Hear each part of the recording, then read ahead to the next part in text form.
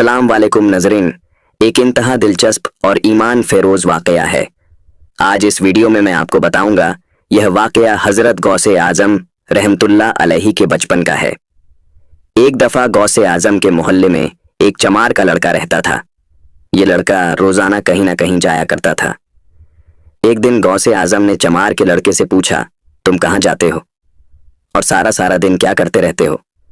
उस लड़के ने जवाब दिया, मैं जहां भी जाता हूं ये जो कुछ भी करता हूं, एक दिन इसके मुताल्लिक हर किसी को मालूम हो जाएगा। आपने उससे पूछा, इसमें राजदारी की क्या बात है, तुम बताते क्यों नहीं? चमार के लड़के ने कहा, मैंने कहा ना, ये बात ज्यादा देर राज नहीं रहेगी। तब आपने फरमाया, क्या तुम ये चाहते हो यह राज मैं अपनी कोशिश से मालूम कर लूं? आखिरकार चमार के लड़के ने हार मान ली और सारा माजरा सुनाने लगा और कहा कि यह बात सिर्फ इतनी है कि मैं एक मंत्र सीख रहा हूं और मंत्र का जाप मैं दरिया के किनारे खड़े होकर करता रहता हूं। ये सुनकर गौसे आजम ने जवाब दिया, अच्छा, जिस रोज ये मंत्र तुम सीख लो तुम मुझे बता देना, मैं भी तुम्हारे मंत्र का कमाल देखूंगा। इसके बाद आप अपने घर चले गए। काफी दिनों के बाद वो लड़का आपके घर पहुंचा और बताया कि मैंने अपना जाप मुकम्मल कर लिया है, देखना चाहो तो मेरे साथ आ जाओ। गौसे आजम उसी वक्त लड़के के साथ चल दिए। लड़के ने दरिया के किनारे पहुंचकर चावल पकाए, एक बकरे को कुर्बान किया और फिर पूजा करने के बाद मंत्र पढ़ना शुरू कर दिया। जब इसने मंत्र मुकम्मल कर लिया तो बहुत खुश हुआ और बोला, मियाँ जी, मैं भगवान की कृपा से कामयाब हो गया। गौसे आजम ने कहा, मैं कैसे इस बात पर यकीन कर लूं कि तुम कामयाब हो गए हो? लड़के ने जवाब दिया, मैं जो कह रहा हूं कि मैं कामयाब हो चुका हूं। गौसे आजम ने कहा, जब तक मैं सब कुछ अपनी आंखों से नहीं देखूंगा, जब तक यकीन नहीं करूंगा। लड़के ने कहा, चलो अभी तुम्हें अपने मंत्र का तमाशा दिखाता हूं। लड़के ने एक कंकर जमीन से उठाया और कुछ पढ़ा और पढ़कर इस कंकर को दरख्त पर दे मारा। दरख्त को फौरन आग लग गई और वो देखते ही देखते राख हो गया। गौसे आजम ने कहा, क्या तुम किसी आदमी को भी राख कर सकते हो?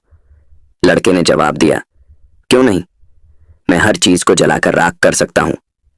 गौसे आजम ने उस लड़के से कहा कि तुम मुझे राख करके दिखाओ तो मानूं। लड़के ने घबरा कर कहा, अगर मैंने तुझे जला दिया तो तुम्हारे घर वालों को क्या जवाब दूंगा? आपने सीना तान कर कहा, तुम अपना कमाल तो दिखाओ, वैसे भी मैं राख हो जाऊंगा, किसी को पता भी नहीं चलेगा। लड़के को उसकी बात पर गुस्सा आ गया और बोला, मियाँ जी, आप मुझे गुस्सा ना दिलाएं वरना आप अपनी जिंदगी से हाथ धो बैठेंगे। आपने जवाब दिया, तुम बेफिक्र रहो, मुझे कुछ नहीं होगा। इस पर लड़के को तैश आ गया। उसने कहा, फिर मरने के लिए तैयार हो जाओ।